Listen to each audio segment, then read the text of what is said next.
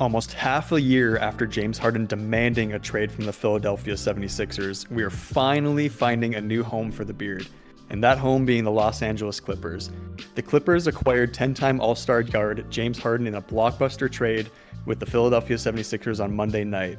And the 76ers are sending James Harden, PJ Tucker, Philippe Petrusev to the Clippers for Marcus Morris, Robert Covington, Nick Batum, KJ Martin, a 2028 unprotected first-round pick, 2 second-round picks, a 2029 pick swap, an additional first-round pick from the Oklahoma City Thunder.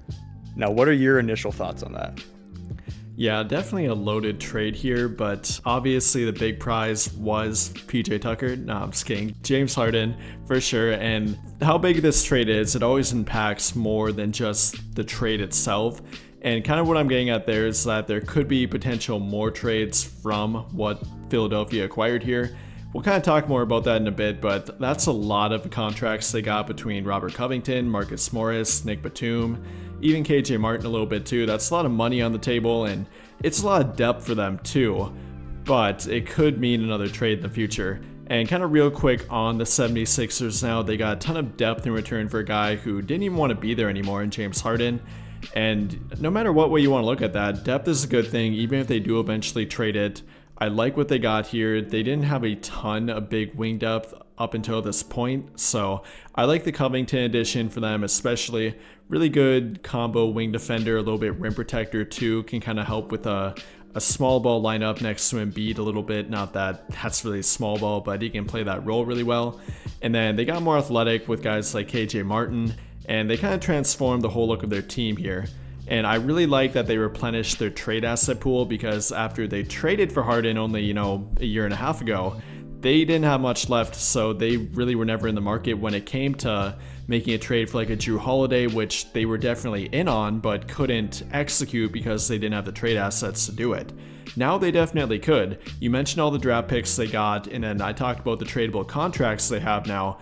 They could put that potentially towards another star player, borderline star player. Who knows, maybe a guy like Zach LaVine, DeMar DeRozan might hit the trade market at the deadline if Chicago or some other team that's not quite at that contender level finally decides to blow it up. But regardless of what happens there, I think the main takeaway for Philly anyways is that the Harden trade opens up the door for Tyrese Maxey to really shine.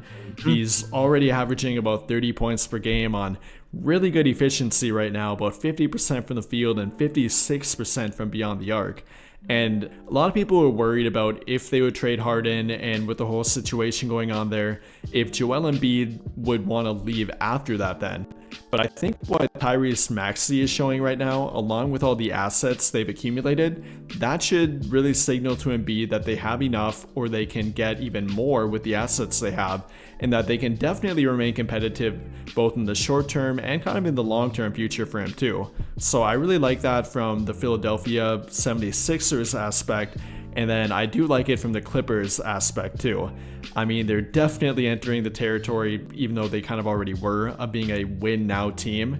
They traded away all of their tradable first round draft picks, majority of their second round draft picks, and now have a 34-year-old James Harden on an expiring contract, a 33-year-old Paul George, and a 32-year-old Kawhi Leonard, who unfortunately just cannot seem to stay healthy anymore, with that kind of being true for Paul George as well. And nothing wrong with being an absolute win now team at all, but it's definitely a big time risk. And how do you feel about their team from that standpoint? No, you kind of hit it on the head with everything there. It'll be interesting because I don't know if we've ever really seen a James Harden on a team with two super solid elite defenders with, like Paul George, Kawhi Leonard, but also, elite scorers in their own respect as well. So, just mixing that kind of lineup in the other, I guess, bench players and stuff like that, it's going to be really interesting to see, I guess, how they form it together and stuff like that. But I think the win now, it kind of just seems like they've been chasing that for a little bit and trying to get something rolling, because they really haven't even been close to that competition level that we want to see. And again, we've talked a lot about it this offseason and kind of into the season. The West is stacked. It's going to be really hard. You have to make these kind of drastic moves to even really compete for a title.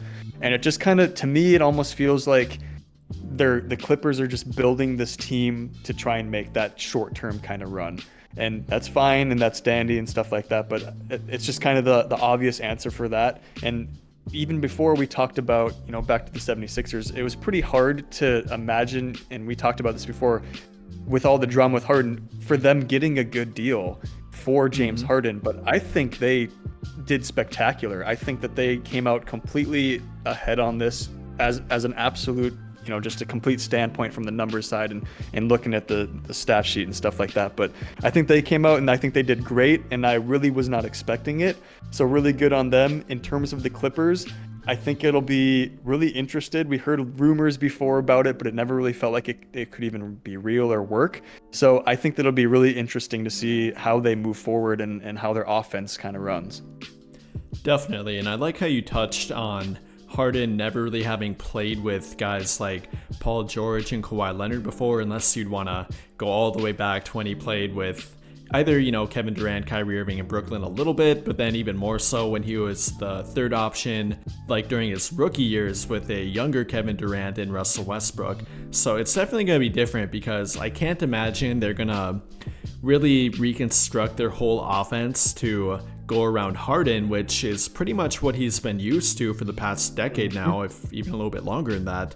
And so he's probably going to have to adjust more into their system, which I think he can do, but it probably will be an adjustment period. Like, even when he went to Philly, he had full control of that offense. Like, he was their primary ball handler, their primary playmaker. He led the entire league in assists per game last year, and he was their de facto point guard. And even though he'll be their point guard now, they won't really run their offense around him, or not all the time at least. So I think that'll be a really big transition for him. And given that they didn't have a training camp nor preseason together, if they're gonna have to go right into it, be expected to win on the spot, which they have the talent to do, but it will be by no means easy, even for three super ultra talented offensive players and even two-way players in Kawhi Leonard and Paul George. And they got talent behind them too. They actually have pretty good depth yet, I will admit. I mean, they got Westbrook coming off the bench now. Hopefully he won't take offense to that, kind of like he did the first time around, even though he did adjust to it pretty well when he was a Laker yet. He'll be playing that role again for them. They got Norman Powell, who is always kind of in the hunt for that sixth man of the year, so he's definitely a good bench piece for them. Bones Highland off the bench as well, Mason Plumlee, Amir Coffey even, not a bad two-way guy. He played pretty good minutes for them back during the 2021-22 NBA season, and hopefully he can kind of fill a 3-and-D role for them again.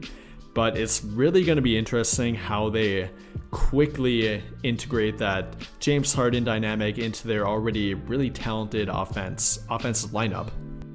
No, I agree. And to me, that's probably the biggest thing. I think defensively, it should be able to translate well. I'll imagine we'll be seeing a lot of Paul and Kawhi on the floor at one time, maybe James Harden and some other people on the floor, just kind of stuff like that. I can't imagine, other than the starting lineup, they'll have all three of them on the court at the entire time until maybe the end of the game. You could run some really nice rotations with those guys, constantly having those scoring threats on the floor at all times. So it'll be interesting, like you say, and that's kind of the one thing I'll be looking out for the most, and I'm excited to get into almost immediately. I know I'll be watching the very first game that he'll be playing with them, and I don't know about you, but I'm pretty excited for that one. So I think, from both sides of the fence, I think that the Clippers did what they wanted to do and what their goals were for, and the 76ers did what they wanted to do and what their goals were for. And it's kind of funny because, we talked before about this too. You see a lot of the times that teams, and we'll see later down the road, they'll maybe lose a trade, quote unquote, lose a trade, or one team won another one. But out of all the big blockbuster trades that we saw this summer, with the Bucks and the Suns, and I think that everyone's kind of done what they wanted to do this summer and this offseason, and now just with this blockbuster trade as well. So the NBA is definitely way different now than it was last season, and we'll see a lot of new threads. Yeah, no kidding. You can definitely say that again. If you would have showed a picture of Damian Lillard in a Bucks jersey and Bradley Beal with Phoenix and Kevin Durant with Phoenix and all this, Harden, being with the Clippers somebody like a year and a half ago, it would have seemed crazy. So definitely going to be really interesting to watch all that play out. And then I definitely agree with you too. It seems like both teams, they got what they wanted here. nobody can declare a clear winner yet, or at least I definitely won't, because you really can't ever until like at least a year with James Harden, because you don't know what he's gonna do. I mean, Yeah. knock on wood, if he'll be with the Clippers a year from now, even. I mean, even apart from the expiring contract thing, I like the fit. I definitely think that he raises their ceiling. I don't know how much they necessarily got better from like a win total during the regular season standpoint. I think they really didn't change that much at all. I think they'll probably still be around that, you know, 5th, 6th seed, 7th potentially if they deal with injuries. And I don't think it really helped them that much from that perspective, but he definitely does raise their ceiling in my opinion. I kind of felt like they had about a 2nd round ceiling before, and now if everything clicks and, you know, Harden is fully committed and he really likes the way their offense is going and his role with their team and everything works, I think they could make it to the NBA Finals. I definitely wouldn't put them ahead of like a Denver or Phoenix or even the Lakers in my opinion, but I think they're right there, and I think that would be their ceiling. I don't think it's crazy to believe that they can get there by any means. I like their team, and it will be really interesting to watch how it all plays out for them.